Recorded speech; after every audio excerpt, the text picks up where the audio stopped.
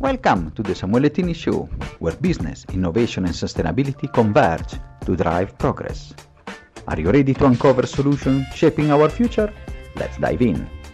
Welcome to a new episode. And today we are going to discuss about the practicability, what is, for me, an enabler of sustainability. And we discuss design. And we do it with an expert that's worked with the biggest brand, the Fortune 500. So I'm pleased to have today Todd Bracher with me. Thank you so much, Todd, for being here. And sorry for the sleep in the sun. No worries. Thank you. I'm happy to be here. And Todd, our usual question, just to break the ice for our audience. You have worked, I've read your wonderful and incredible achievements, but who is Todd and how you have become an expert in the field? That's a good question. So who am I? I think I'm someone who's quite curious, but who likes to operate with common sense. So I think now I'm 25 years with my own business. I think common sense has taken me quite far. I'm the guy that's not afraid to ask questions. And I think you'd be surprised how many people, I guess there's this desire for folks to want to sound or be expert. But I'm not concerned with being expert. I'm concerned with uh, just really asking questions and learning and trying to understand. And when you start looking, as we say, under the rocks, when you start lifting underneath all the rocks, you really discover where real change can happen. So I think common sense and being curious, I think these two things hand in hand really help you. I think for me, they really helped me grow to become eventually an expert. Fantastic, Todd. And from your career, you have worked with the big brands, also household brand, 3M and others. I want to ask this question. We know that we discuss sustainability in the podcast, but sustainability is a concept, is a journey. But of course, Mm, design, I see it as an enabler, something that mm. makes things how we interact with the object, and our life is mediated by objects. So, how you have seen the focus on sustainability in your career evolving in the design space? It's really interesting. If I could tell you a short story, because one of the had a female working in my office one day, and she had said something quite interesting. She said, at home, my husband and I, we're trying to recycle everything. We're trying to like not eat meat. We turn off the water when we brush our teeth. Like all this good sort of human citizen things about being environmentally responsible. She says, but then I come to work and we're making things. We're product people. We like make things people buy, and like, isn't that a problem? We're and it was a very good comment. Yeah, how do we reconcile these two? We're trying to get people to buy things, and meanwhile, we're personally trying to be responsible. So that really sort of shined the light. This was 10 years ago on what the state of design was. And we would work with clients who would say, "Hey, can you make us, this new thing?" And at the time, we would say, well, shouldn't we consider it to be a sustainable product? And meaning material and the processes involved with it, end of life, all these things we should consider. And the companies would say, no, it's not interesting. It's too expensive to do that. Or their customers don't care. And we sort of met a fork in the road. And do we then say, okay, and just make what the client wants? Do we stop working with this company? Um, and we came to a decision to actually find companies that were in some ways creating offending products, that they were making things that were, let's say, bad for the environment. And we wanted to work on those things. And the reason for that was as designers, we could actually make this change at scale. And so, for example, turning off the water when I brush my teeth as an individual in the world, I don't know what kind of impact it really has as an individual, but as a designer, we're controlling thousands and thousands of products that go into the world. So we knew then if we address these things at the source, we actually can have quite an impact. And then that's why it's so critical because, as you say, design in some people is just making things beautiful and shiny, but it's sort of thinking instead of afterlife, how you can dispose material. And really, I want to understand how you do in practice, because as a layman and somebody that has not ever touched the nuts and bolts of design, how do you integrate design, science, but also the business part? Mhm. And of course, how you have try to put as you said in your story, try to force a bit also the sustainability angle. Yeah. So one thing that's I think really interesting about design, and designers don't get too much credit, right? Like we tend to think that the designer sort of made this type of solution, whatever we'll call it. The way I see it myself is sort of the object making is kind of the easy part. It's the designer really becomes a kind of choreographer or a conductor of a team of musicians, and so we look at the finance side, we look at a material side, the engineering side, the supply chain. There's a whole list of stakeholders at any company. And my job is really to coordinate with all of these folks and to make sure that we're delivering a solution that accounts for everyone. So, in many cases, and there's a case I'm happy to talk through, for example, Human Scale, we created a very well known office chair company in the United States, and they're known for making quite good, sustainable products. We worked with them for many years because we share the same interest, and office chairs are very known to be terrible products for the environment for reasons we can get into. But working with these folks, they have sustainability engineers, they have folks that understand material from a sustainability perspective, supply chain, sourcing, the really the whole complex ecosystem. So as a designer, I'm sort of working with them as experts. They're kind of giving me a superpower, if that makes sense. But without folks like this, it's not that easy. So in practice, it's really the joining of these various experts and the coordination, I think you could say, is really the value that the designer has. And going a bit deeper, you advocate, I've seen in your discussion, that a concept of context-based design. So can you explain a bit what are you discussing with that? And then if you can share some examples on how you have put it in practice. Absolutely. So my sort of layman conversation around context-based design. So what does this really mean? And then we can give you sort of product examples. But for if I took you to the park and I say, look at this tree that's in the park. What do you think? If that's the question I ask you, I don't really think you'll say, "Oh, well, I think the tree has got too many leaves," or the shape of the leaf isn't really great, or it's too green, or I don't think you'll have these types of comments. I think you'll see the tree, I think, and you would say it looks nice, or it's okay, or it's beautiful, or you'll have a kind of acceptance of what it is. And I think that's due to this idea of a context-based result. So the tree is what it is because of the rainfall, because of the sunlight, because of the climate. I mean, you have the long list in nature. It's almost relatively infinite list of factors that shape the tree. And you and I are also a result of an ecosystem. And so I think we just accept nature for what it is.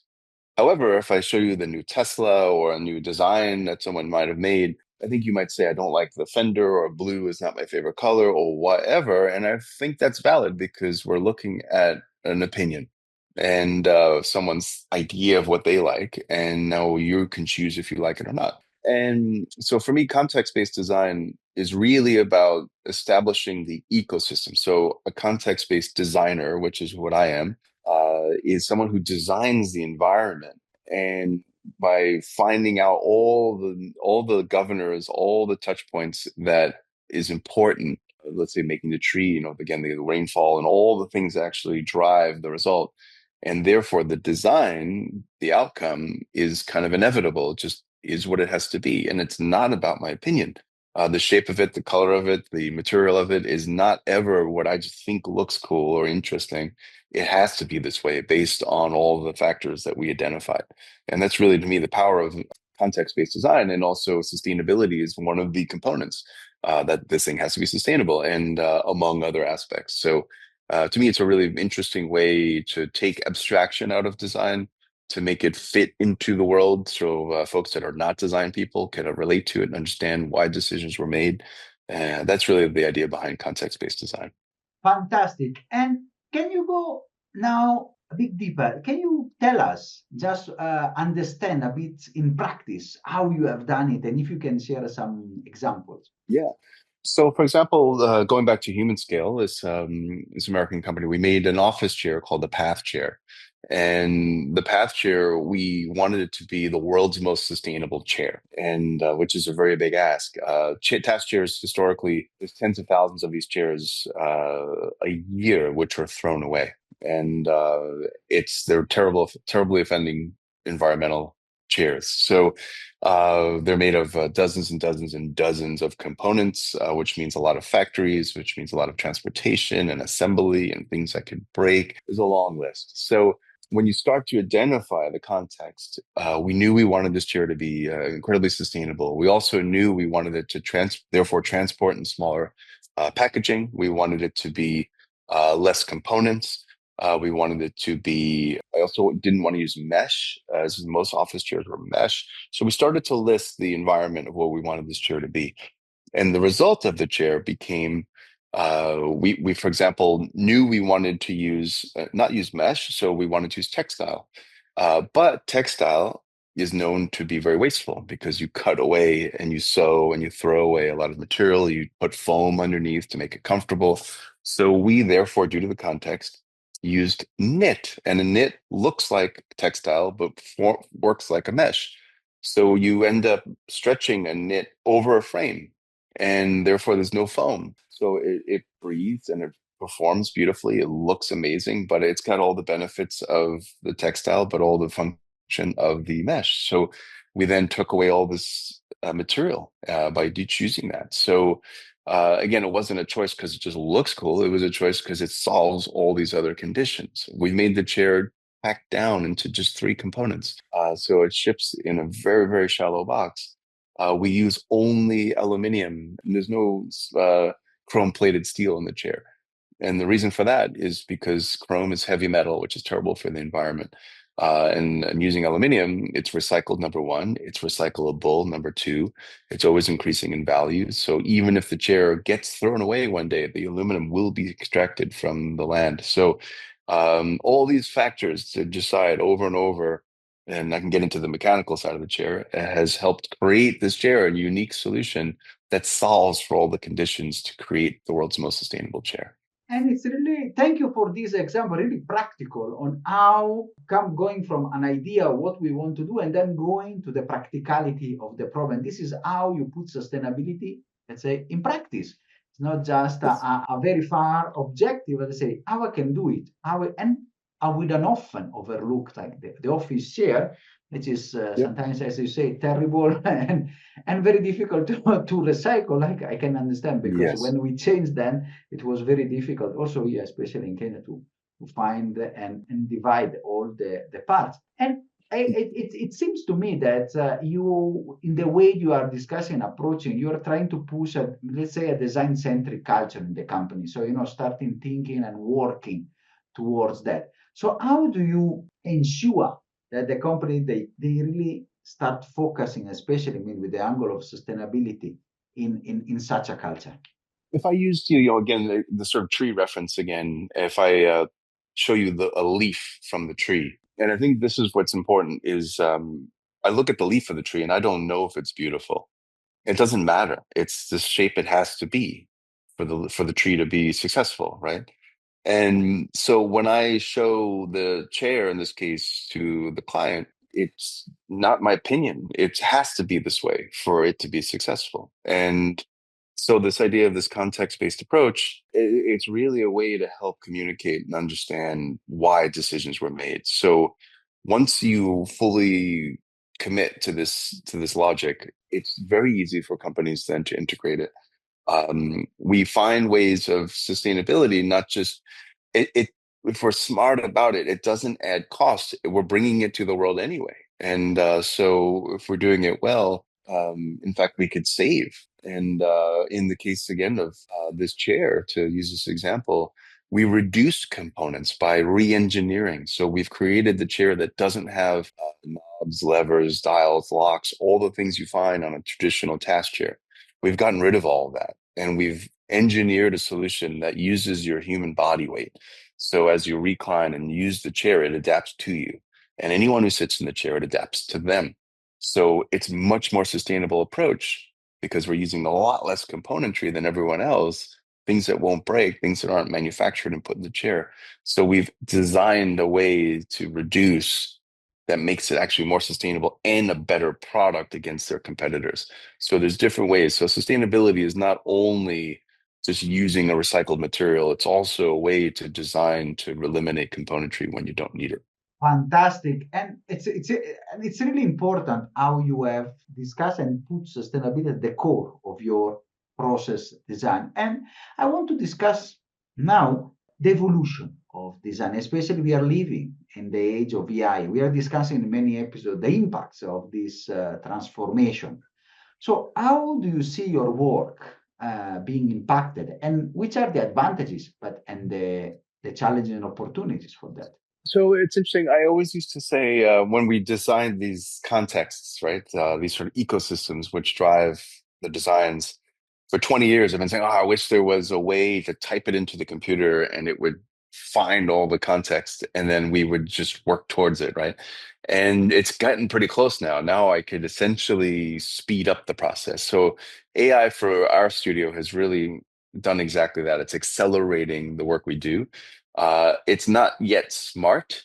It's just fast. And so we're able to put in our smarts and it can then very quickly move us forward. So until, and I don't know if it's AGI or I don't know if what the next phase of AI looks like, but until then, it's making us faster. It's not making us any better, if that makes sense.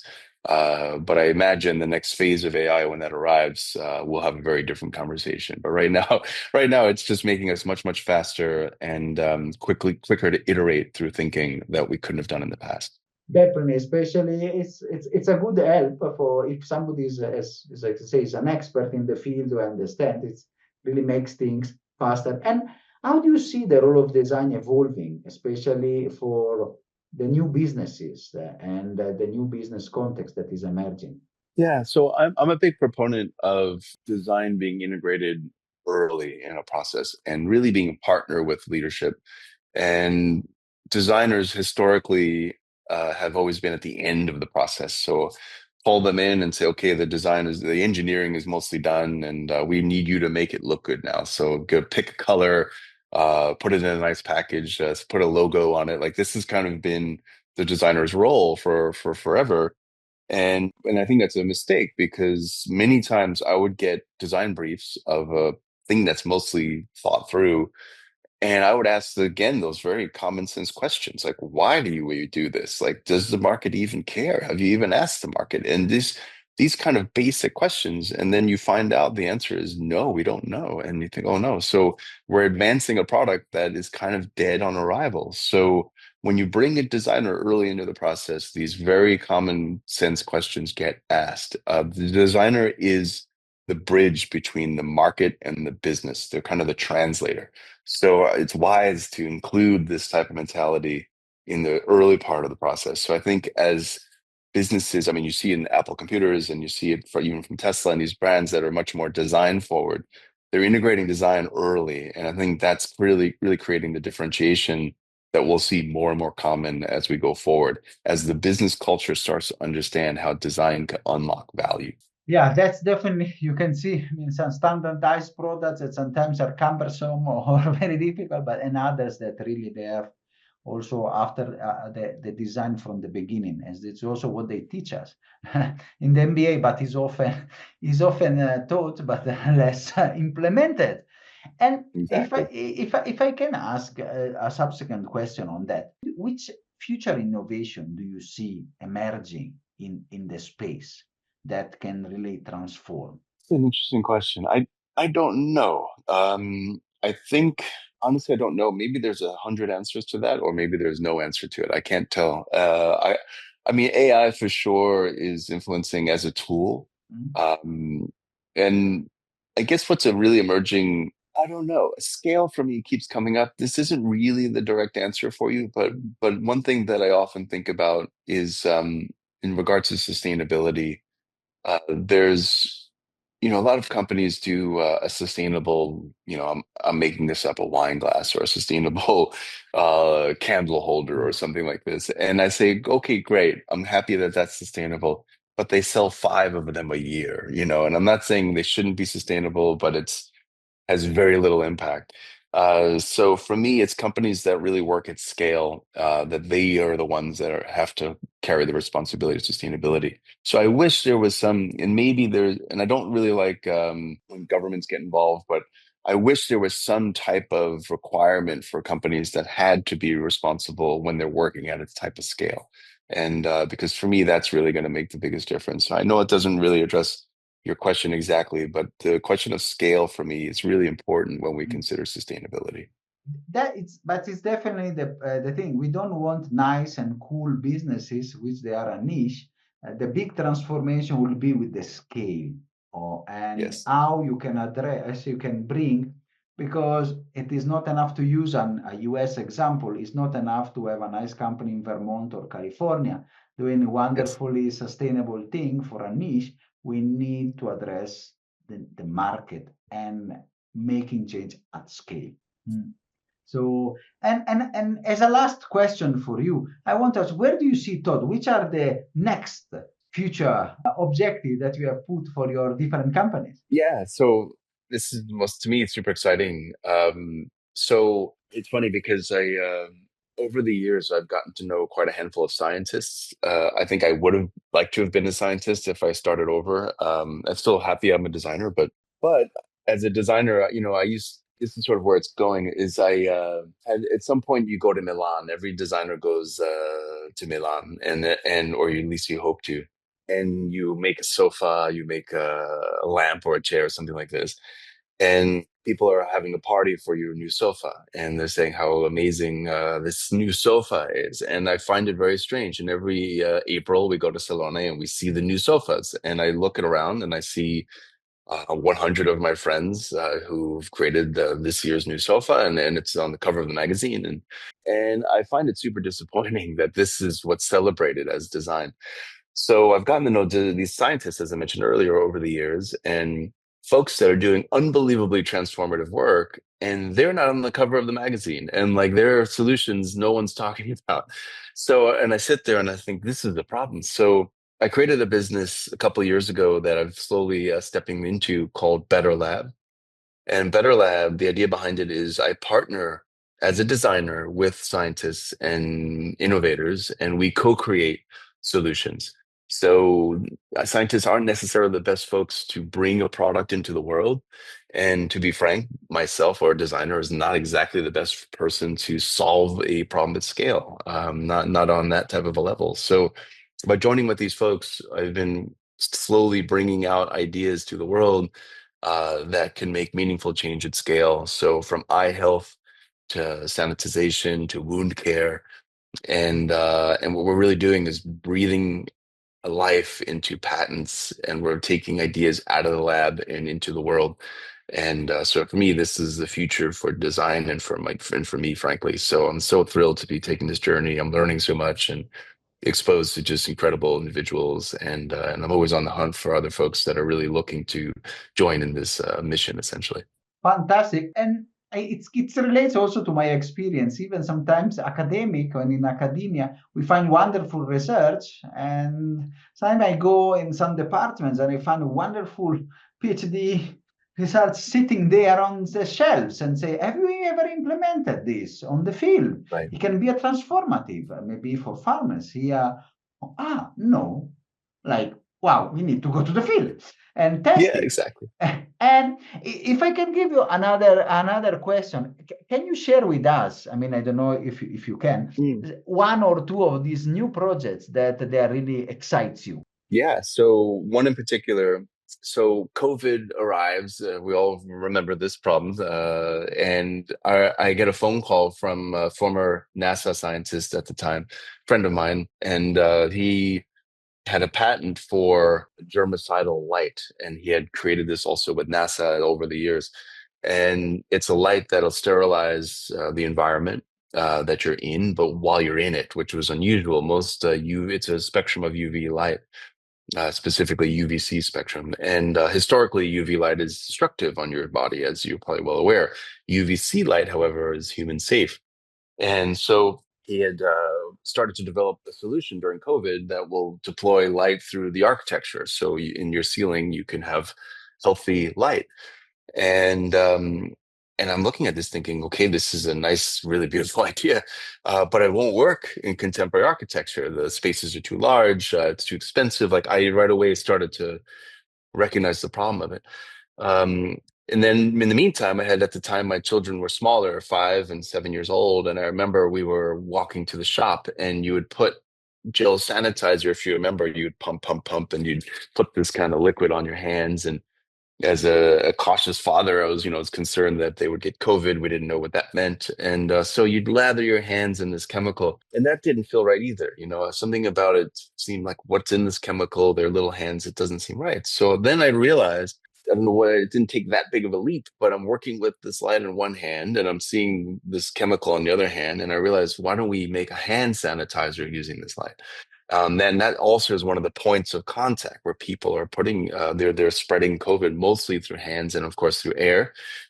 So we developed now what's called light wash, which is a device that you literally can put your hands under, and under 3 seconds you have clean hands. And the upside here from a sustainability perspective is if you're aware, the liquid sanitization market is responsible for 2% of the global carbon footprint. It's unbelievable. The amount of water waste transport, imagine all those heavy bottles of gallons and gallons of sanitizer being transported on trucks, plastic bottle waste, and the expense of it. There's maintenance involved. There's a whole list of problems with the gel sanitizers that this is all eliminated, not just from cost too.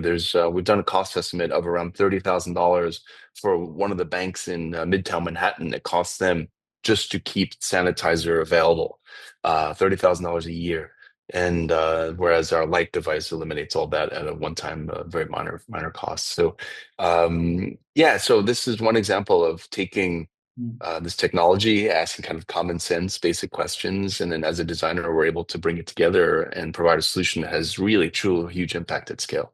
Yeah, no, in the back of my mind, even hospitals, they can use it because that is Yep, one of the public health usually spreads of diseases, not just COVID, but we know that's that right. especially here, we have a lot of diseases which are spread towards contact. That's Hospitals, exactly right. we know that in hospitals, the doctors or they still are responsible for spreading disease from one patient to another, just forgetting the 100%. a simple hand wash. So it's really an important part, and it saves also a lot of money. And it's those are the things that really put together academia and research into life, and it's quite interesting. Do you want to share another one before we close? Sure, Because it's sure. quite One more is interesting to have this practical hands-on. Yeah, no, of course. And one other one that I find really beautiful is this same gentleman with the UVC light. I was having a coffee with him actually before COVID or a beer or something, and I asked him, "What are your greatest fears as a scientist?"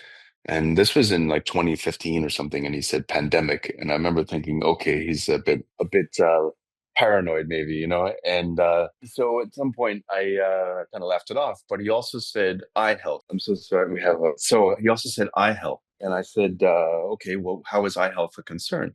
And he said, well, he was responsible for the commercialized LED. That's his role in the world, which is a huge contribution. He helped invent it, and he said the problem has been LEDs have become value engineered over time. So the full spectrum of light is no longer there. So now, from various parts of the world, LED is just the visible spectrum, which is very efficient. So therefore, you get much better cost out of it, energy use out of it, life of the LED, all that's great. But he says it'll have a human impact, and sure enough, he's right. World Health Organization has identified that myopia is now an emerging epidemic, that half of the globe will be myopic by 2050. And myopia is essentially the eye is not fully formed. And what's happening is children are spending more time in front of screens. Their indoor time as opposed to outdoor playtime. So screen time is replacing outdoor time. And so it's absolutely causing a catastrophic effect. The human eye is not getting fully stimulated by daylight, by full spectrum light. So all this being said, we created now it's kind of a dual thing. One is just go outside. So we've created a little pin that we can give away to kids that changes color when you've had enough outdoor time. Just give them away. Go outside. Interestingly enough, it's a problem in first world nations. So it's mostly an issue in the United States. In China, it's a problem. But it's not a problem in developing nations or in rural parts of the world where folks are outside. So kind of an interesting situation. So we've created this pin, but we've also created a pair of glasses. Since myopia is a condition that kids have a problem with their eyesight, the glasses have embedded in the frame a glow-in-the-dark material. So it's not something you plug in. There's no charging. It's not an electronic. It's a very simple material that as they go outside to walk to school, it charges passively and it sends the right spectrum of light right back into the eyes over a duration of time. So they're getting kind of daylight delivered to their eyes even while they're inside, and it costs us a few pennies. So it's very affordable.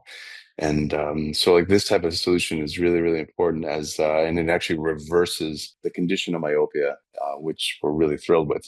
Today exists like hard contact lenses to reshape your eye. There's chemicals you can put in your eye that only slow down the progress of myopia, but our solution actually reverses it, or just going outside reverses it. And from again, not a science observation, I have noticed every time I go back to Europe, I see more and more people with glasses.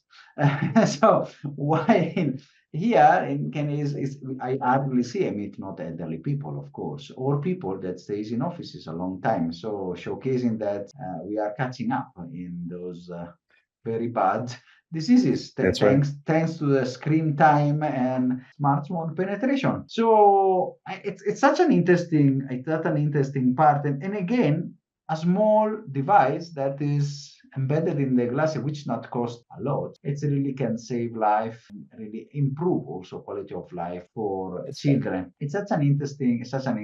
Are you already at scale, or which is already? No, we're not. So how Better Lab is created is the last thing I want to do. So scale is important to me. Yeah. So the last thing I want to do is manufacture these myself, have them in my so-called garage and kind of trying to move them. I think that's a mistake. So we're trying to partner with companies that have the ability. So it might even be an educational platform that have already access to children. And so it's really, we're operating with a B Corp mentality, and we're trying to get our ideas and our solutions to folks who actually can distribute and get them into the right hands. Fantastic, because as I said, for every solution, that scale is really important. How many people you can impact, that is also makes a huge difference. That's right. So Todd, as a very last, I know I said it many times, but what message do you want to leave to our audience that is listening to you all over the world? Yeah, I think what's interesting is when we use this word design, I think people tend to think other people make the solution, or designers are trained and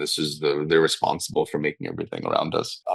But the more I'm in it, the more I realize like everyone's a designer. And I think it sounds sort of silly in some ways, but it's true. You look at my kids who are now 10 and 9 and they're designers. Like what makes them any different than I am? A designer is someone that's can observe and I think provide a meaningful solution. And the only difference I have is expertise with manufacturing, and that's easy to find. So it's to me, the hardest thing is to have the observation linked to a solution. And I think that's really a powerful, when a human or any one of us can make that link. To me, you're now a designer, and I really invite folks to look at our world that way and how can we help improve our world. So it's been a fantastic episode. We started with the theory and then we went to the practicality with really tangible products and solutions that can really make a difference and impacting life where matter more, especially with humans and health. So I'm really pleased and it has been an honor having you. Thank you. It's really been a pleasure. I enjoyed it. Thank you. Are you satisfied